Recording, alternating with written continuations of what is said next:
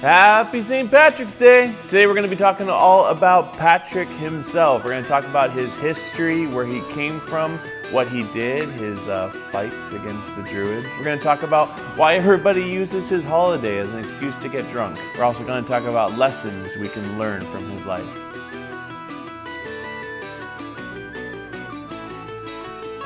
Hey everybody, Donnie here. Today we're going to talk all about St. Patrick. He's one of my favorite Christian historical figures. There's lots around him that's kind of strange, lots of legends, lots of actual history, so we're going to try to go through all of it. I'm wearing what I thought would be a fitting monk habit. It does not fit. I look like a Jedi wannabe. Everybody likes to wear green, pretend they're a leprechaun, and if you're not Christian, get like wasty face on St. Patrick's Day. But few of us actually know who the man was. So today we're going to start from the beginning. Patrick was born between the 4th and 5th centuries. Sometimes these records are so old they have a hard time figuring out when it was he was actually born. He was born in Roman Britain. Right? So it was Britain when Rome was still kind of ruling over it. When he was 16 years old, he was kidnapped by Irish pirates. I think, I'm sorry, I don't mean to laugh at Irish piracy. I'm just trying to envision what that would look like, I guess. He was taken over to Ireland and he was a sheep's herder. At this time, Ireland was mainly pagan and it was run by the Druids. Druids can be such a hot topic, I guess, with a lot of Christians because they're basically, in our minds, like wizards or whatever.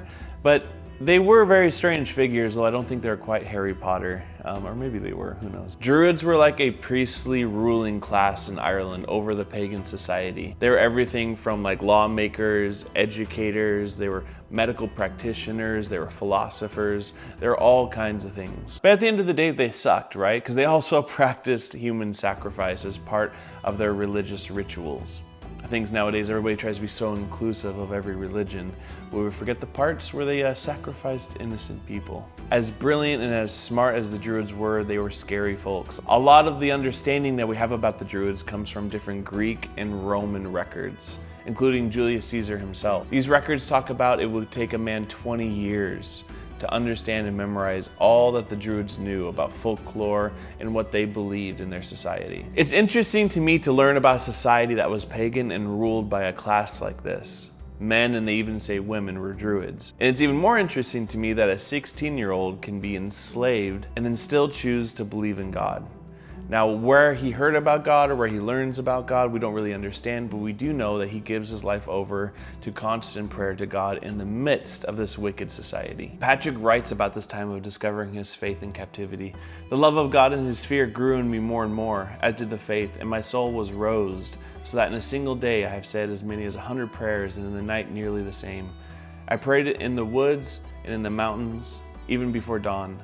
I felt no hurt from the snow or ice or rain. We get a picture of a young man in slavery meeting the Lord. And in this place, he starts dedicating himself to the Lord in a relationship, so much so that the Lord starts taking care of him from the elements. Around the age of 20, still in slavery, Patrick gets a vision from the Lord. I'm going to summarize, but the Lord basically says, go ahead and go to the coast. Patrick ends up escaping somehow. He goes to the coast, he jumps a boat, and he ends up going back to Britain, his home. After a few years back home, he ends up having another vision. Patrick says, I saw a man coming, as it were from Ireland. His name was Victoricus, and he carried many letters, and he gave me one of them. I read the heading, The Voice of the Irish.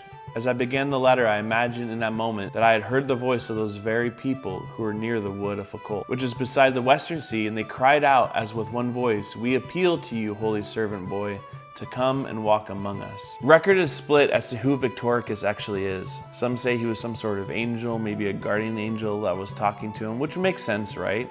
Angels means sent ones, and this figure in this vision was sending him a letter. One theory that I like about who Victoricus might have been in the vision was that it was Saint Victricius. Victricius was actually a missionary who visited Britain 100 years earlier. The thought being that this missionary who originally was coming over, maybe with the words of Jesus, is now somehow in God coming to Patrick saying, hey, these people need you. So what does Patrick do? He responds to the call. He ends up going to the local school. He starts studying all about scriptures.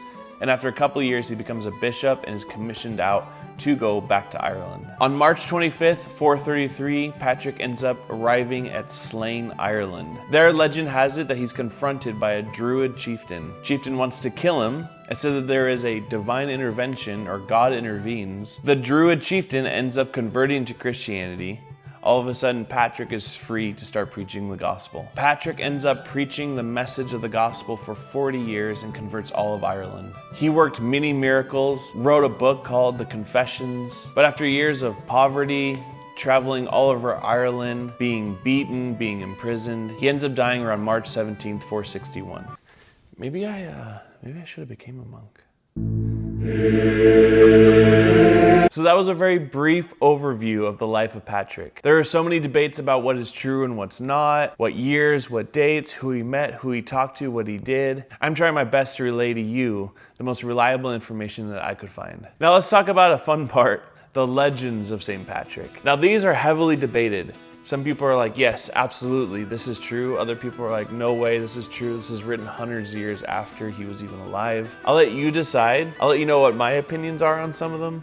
We'll see. So the first legend I'm going to talk about is swine appearing. After he catches the boat ride, escaping Ireland back to Britain, basically I don't know where they landed, but they were starving. They were just wandering around for days and days. I think it said something like 28 days. They were just wandering in the wilderness, about to starve to death. Patrick prays, and all of a sudden a herd of swine shows up, and they have some bacon. Maybe that's not incredibly fantastic. I don't know if there was just herds of swine wandering around back then in Britain. But the fact that he prayed to the Lord, and the Lord didn't just provide for him, but for everybody that was with him, that's incredible. The other legend is of the three-leaf clover. Three-leaf clovers are synonymous with St. Paddy's Day, or anything Irish, I guess. The pagan society worshiped different gods, and they're often presented in threes. Patrick, being a good Christian, he believed in Trinitarianism. He believed Father, Son, and the Holy Spirit, all equally God, but individuals in and of themselves, 3 in 1. He used the three-bladed grass, as they called it, that's all over Ireland, to teach them about Father, Son, and Holy Spirit. Now this wasn't even written about until the 1600s, which is 1,000 years after Patrick was alive.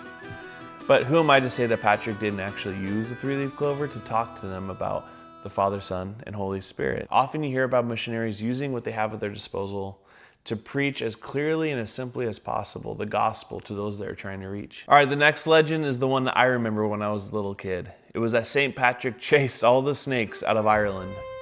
It's funny reading about this online because so many people debate it, right? Like, oh, there was never any snakes in Ireland. This is ridiculous. Now, for me, being a Christian, I understand that sometimes we use metaphors to convey ideas. I think sometimes we can turn these more into a legend that they need to be. But snakes are often representative as evil or demonic, or for Satan himself in the Bible. It's not a stretch for me to believe that when it talks about Patrick chasing out the snakes in Ireland, it's talking about that he was delivering the people. Because wasn't that what he was doing?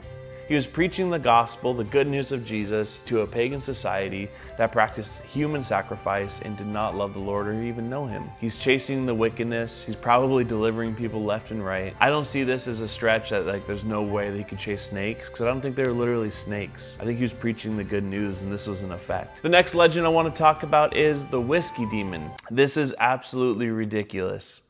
I do not believe in this one, but wouldn't it be funny if I was wrong? So apparently Patrick comes to this pub bar, and he basically went off on the barmaid lady that owned the place because she wasn't giving enough drink to the people who were drinking there. He tells her that there's a demon that's living underneath the bar, getting fat on her greed. He leaves, and sometime later he comes back, and everybody's enjoying whiskey. He then takes her downstairs, and they see a shriveled up demon struggling because it's starving, because there's no more greed in the bar. And then in a flash of light, the demon dissolves and the bar is freed. This is where they get, quote unquote, drowning the Shamrock. This is why on St. Paddy's Day, everybody's getting drunk apparently. I think I can probably talk about that this is more of a story of don't be greedy, be free with what you have, and be charitable as Christians. But as a lot of Americans, we have turned it into dyeing a river green and getting wasty face in the streets. Maybe we've derailed the point a little bit. That's one legend. You can choose to believe it or not. Let's talk about the lessons we can learn from the life of St. Patrick. I think the first thing we can learn is forgiving our enemies. Patrick was enslaved by these pirates. He was held captive for years, and yet somehow he found it in his heart to not only forgive them, but to actually go back to their land and preach the good news to them. We as Christians need to understand we need to walk in forgiveness. We can't just be bitter about the things done to us. We have to realize that no matter what was done to us, Christ endured more. How can we not forgive those who hurt us when we have been forgiven for so much? The second lesson we can learn is how to answer the call of God in our life. When Patrick received the vision to go to Ireland to reach the people with the gospel, he didn't right away swim over or jump on another boat to go over. He had the wisdom to understand he needed to prepare before he went. And so what did he do? He went to school. He learned. So many of us feel like when God calls us to do something, we have to do it right now and we can't wait no matter what. I think sometimes there's a place for this, right? When God's like, go now, yeah, we go. But sometimes when we have a call in our life, we have to practice wisdom to prepare for that call to do it well. Sometimes I think people get a call, they jump right into it, and it doesn't work out, and they feel like they didn't hear the Lord right. But the fact of it is that they probably did hear the Lord right, that there was a call in their life. They just went way too soon. How much better would it have worked out if they had used the wisdom to prepare for it? Be a believer who understands the call in their life and how to prepare for it with intentionality. Reach out to those who will teach them. Find resources to learn more, to glean from. And then when they finally go out and start, they're fully prepared for whatever might face them. The last thing I want to say about St. Patrick is don't forsake the supernatural. So many believers nowadays seem to be scared of the supernatural, so much so that they deny that it even exists. They don't like to hear about healing. They don't like to hear about supernatural provision, really. Don't even get me started talking about the gifts of the Holy Spirit. If you're a believer, you are stating that you believed a Jewish man raised from the dead 3 days after he was crucified. And not only was he raised from the dead, he ascended to the right hand of God. And now that man lives inside of you with his Holy Spirit. That is the most supernatural statement you could ever make. Any other supernatural thing we talk about is less than that reality. We as believers are entitled to the world of the supernatural. And we see that Patrick walked in this. Some sources say he raised as many as 33 people from the dead. If he was really walking into this world of the Druids and of the pagan religion, he couldn't have just reached them with persuasive words. He walked just like the apostles. He performed miracles. It says that he performed miracles. He worked many miracles among the people. Sometimes we think the gospel is only preaching the word of Jesus. We forget that what comes with it is the power of the Holy Spirit to perform the miraculous. Holy Spirit likes to prove the work of Jesus through healing. Why? Because it's a testimony to the power of Jesus. Patrick knew this when he reached the Irish people.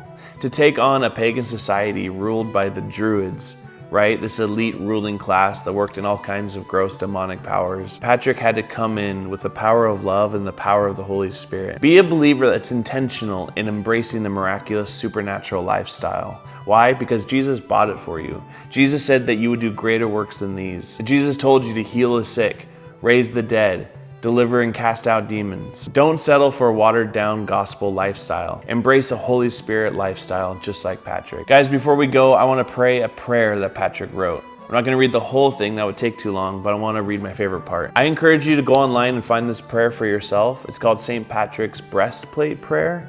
I love this prayer, but again, it's too long, so here we go. Christ with me, Christ before me, Christ behind me, Christ in me, Christ beneath me, Christ above me, Christ on my right, Christ on my left, Christ when I lay down, Christ when I sit down, Christ when I arise, Christ in the heart of every man who thinks of me, Christ in the mouth of everyone who speaks of me, Christ in every eye that sees me, Christ in every ear that hears me. I arise today through a mighty strength, the invocation of the Trinity, through belief in the threeness, through confession of the oneness of the creator of creation. When I wish you guys a happy St. Patrick's Day, I'm wishing you a day that you encounter the Lord and you understand the passion that he has for other people. That it's not just a day where you realize everybody's dressing like they're leprechauns and they're getting drunk on green beer, but it's actually a day where you can encounter the Holy Spirit and you can receive from him a compassion for a people group. Maybe a people group you never even thought of. But when you receive that compassion, you feel the burning within you to go out and preach the good news to them. That you can be a Patrick in your own way. You can be that person that goes out in the power of the Holy Spirit, is faithful to the gospel of Jesus Christ, and brings salvation to so many who are yearning for it. All right, bless you guys.